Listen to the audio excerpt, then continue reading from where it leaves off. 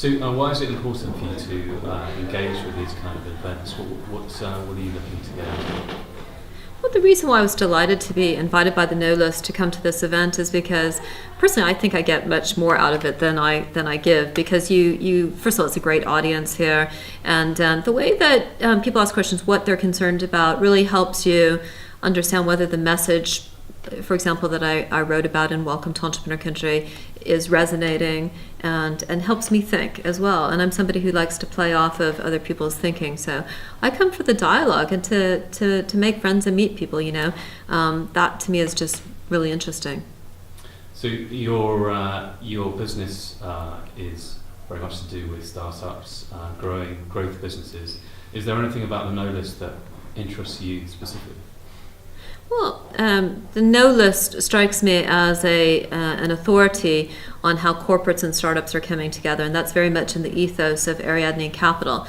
To do what I do today compared to, say, 13 years ago when I set up Ariadne Capital, it's really a different epoch now. We're talking about bringing corporates into the startup game, and the No List does a good job about kind of monitoring and reviewing that progress. Ariadne is trying to make money out of it. We're trying to basically say not just invest in the startups out of our venture capital fund, but by the corporate partners who become corporate partners to Entrepreneur Country, bring those corporates into the sandbox, which is these corporate startups which are discovering each other, right? So Entrepreneur Country is really becoming a startup discovery engine for corporates. So what have you learned during your many years of running Ariadne Capital about small or medium-sized networks like the No List? What can we learn from your experience? Well, what I enjoy in coming to events like the No List and in seeing so many different kinds of networks and communities establish themselves is that DNA is different for the No List compared to other events and communities and networks and so forth. And these are in so many cases it's based on friendships. The conversations that people are able to have in the kind of DNA of the founder, the early team that pull it together, and that connectivity is really based on trust. And it goes back to Francis Fukuyama, who wrote the book on trust. The more society is able to establish relationships between individuals rather easily, without too much formality, right? That we can come together in a network, in a beautiful place like this because of the No List, that these connections drive so much of business and so much of the positive things which drive prosperity, not just in the United Kingdom, but anywhere, right? Really anywhere. In some parts of the world, it'll be business forums like the No List. In other parts of the world, it'll be churches. In other parts of the world, it'll be, the marketplace, whatever. But it's precisely when people come together that good things happen for their businesses and their lives. We deal with a lot of established businesses, very large businesses. Some might say quite archaic businesses. In your experience, what are the biggest problems within these institutions? What do they really have to wake up to? Well, in each one of us, and therefore in the businesses that we run and we participate in that and so forth, I think of it as software. We have a software whereby we live our lives, and we're programmed by our families and by society and then by school and then by business and so forth. So the challenge to go from, as I was describing in my presentation, as Carlotta Perez talks about these moments of disruptive technology, and then to see the new common sense emerging over 60 to 70 years, is that we have to update our thinking and rewrite that software as we're living our lives. You don't just get written at age 5 by what your parents tell you, and therefore you have an opportunity to quite rationally reinvent yourselves continually by updating your thinking, updating your networks, keep on looking at the future, keep on going forward. You get knocked sideways, but you decide that you're going to play a role. You decide that you have a contribution to make. All of that comes from people actively saying, I'm not just going to accept what was given to me. My life is not defined by what happened at age 5 or at my birth or age 17, or I was given a scholarship or I wasn't given a scholarship or whatever. And so I think that the challenges of archaic businesses are the same challenges of archaic people. It's how do we rewrite the software? It takes courage. It takes energy. It's so much easier to just watch TV. And yet, when we really, really understand that life is about making that contribution that each one of us have, that's it, that's why we're here, is to make that contribution, then there's just really no good excuse for being archaic or accepting that software as it's been given to us. And what about is the fundamental tenet to it? Why is it important? Well, why was it important for you to develop that model? Well, entrepreneurs feel that they go to a different country. If you talk to any of your friends who are entrepreneurs, small business owners, whatever, they might not refer to themselves as entrepreneurs. I didn't. My entire first business came and went, and I never used the word entrepreneur to refer to myself until afterwards I realized, well, you risked your capital, you founded a business, I think you were an entrepreneur. But entrepreneurs go to a safe zone between each other to talk about what's really going on, because they're very conscious about presenting an optimistic, positive view of themselves in the market. But they need to talk to people other than their husband or their wife about what's really going on. And so those bonds, I just call that, well, we go to entrepreneur country every day because we know what it really takes to run a business. And as the financial crisis was going deeper and deeper, I remember just saying to myself, I wish more people would go to entrepreneur country. And the people who don't really understand how that wheel of wealth creation happens in society, people who are feeding off of society but not actually contributing and generating wealth. I wish they would go to entrepreneur country. I wish they would, feel the load on the shoulders and know what it means to employ people and to have to provide their salaries and so forth, regardless of what happens. People don't pay on time, the bank does whatever, but you are responsible for people. And I wish more people would go to entrepreneur country. So I just felt kind of rather compelled to write it all down and to see if it was meaningful. And I came to the conclusion that we are all going to entrepreneur country. Society is changing. The social contract has been shattered, and that some of us are already there, right? Some of us are kind of considering going there. And some of us who are in those archaic institutions are still watching the train go round and round and thinking, well, I think I might do that in 2015. Feels about right to wait another year and see how it all turns out. But what we learn by analyzing history is that the people who go there first win big, right? So not only do the people who go there first go to entrepreneur country win big, but they provide the biggest benefits for society, right? So the people who actually say, I've got to do this, and I'm going to create new business which employs 3,000 people, et cetera, et cetera, et cetera. Those new businesses generate wealth, create jobs, and all of the positive benefits ripple through society. So it's really, I feel compelled to help people go to entrepreneur country because I think it's good for society.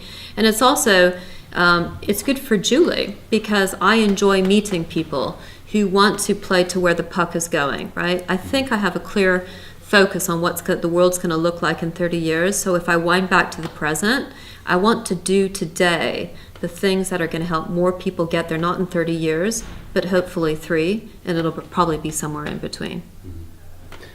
We, through you and some of the other speakers today, have seen a vision, a somewhat astonishing vision of what the world is going to look like in the future. To me, somewhat terrifying in part as well. What's your assessment? How excited or what is your general assessment of how the world is going to look like in 5 to 10 years' time, and what will be the role of Ariadne, entrepreneur country, and the businesses that you're involved with? Well, I think, when I go to work every day at Ariadne Capital in our startup village in Trafalgar Square, and we have a lot of people who are under 30 who work for Ariadne, I always think, as I walk through the door, I don't think that these under 30-year-olds think that they work for anyone. In fact, I'm not sure that anyone who works, under 30 thinks that they work for anyone. I think that change is very, very profound. And I think the focus on the individual is right, because until you understand that you are responsible to society for a contribution, it's not about selfishness, it's not about greed, it's about understanding that society expects something of you, right? You're born to do something for something bigger than yourself, right? And so I think it's okay that more people feel that they work for themselves, because that is going to have a ripple effect on them understanding that they need to be accountable to society. I think it's more difficult, actually, if you're layered into something where everything is structured for you. So this idea that we have to structure our existence, we design our lives, I think has very positive benefits. Now that can leave people behind. That's obviously challenging for people who aren't strong in spirit and so forth. There's a real challenge for us to reach out to people and to carry them with us, right? And that's where this kind of concept of, business model for society, how do we make sure that the economics work for everyone?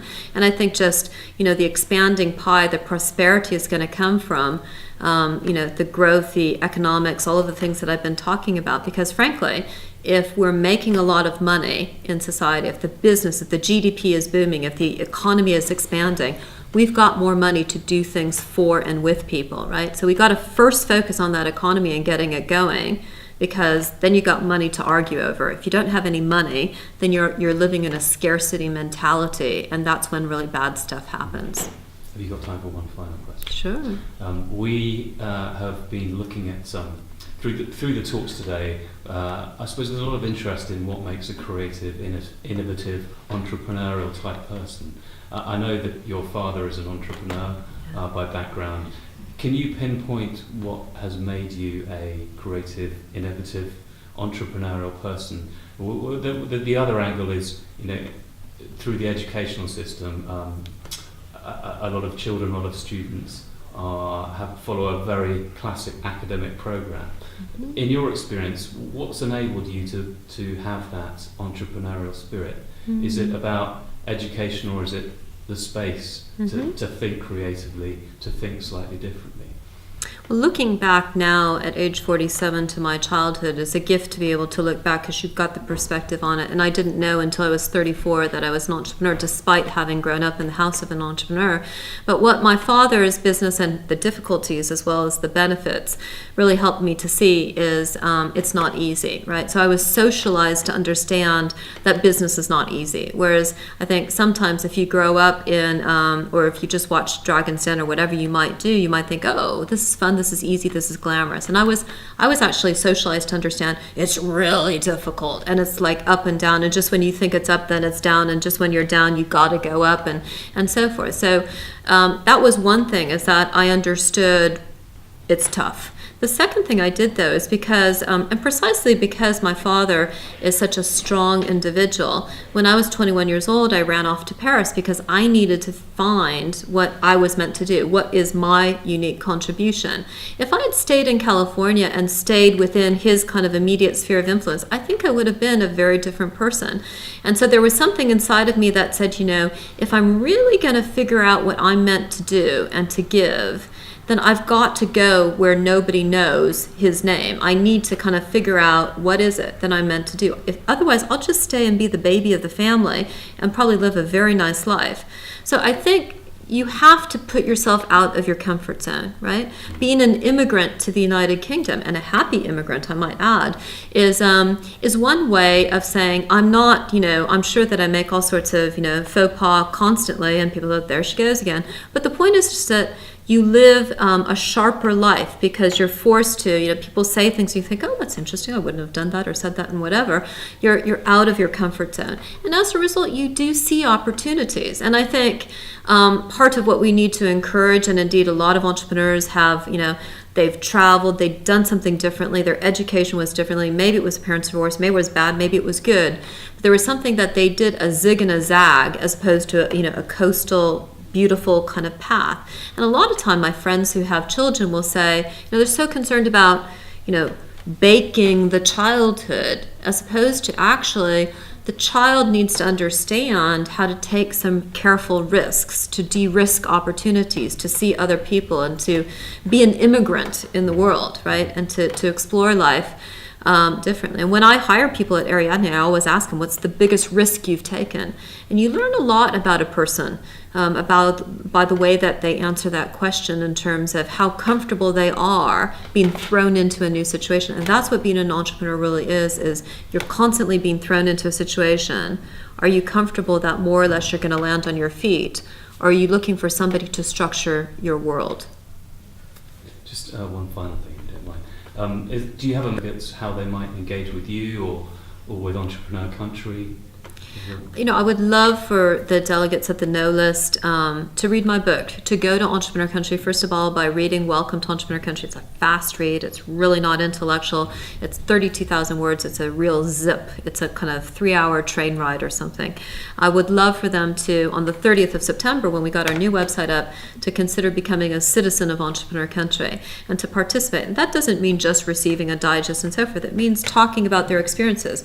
They could just be in, I don't know, senior management at XYZ bank, retail shop, whatever, but they want to write 400 words on what it means to engage with digital David, right? So we're looking for people who want to participate in that and who want to share, take their businesses to Entrepreneur Country. And I say, I guess for me personally, what do I get out of it? For the same reason that I come to the No List forum like this is, you know, I want to learn from other people. I was the kid who was always asking my parents, you know, well, what do people in Brazil think about this? And finally my mother said, Julie, we don't care what the people of Brazil think and so forth. But I did. I'm personally really fascinated by what other people think. I think that's the way to kind of make, you know, interesting things happen. So I want to hear from other people. I've created a place called Entrepreneur Country, and we're issuing a global invitation on the 30th of September for people to go to Entrepreneur Country.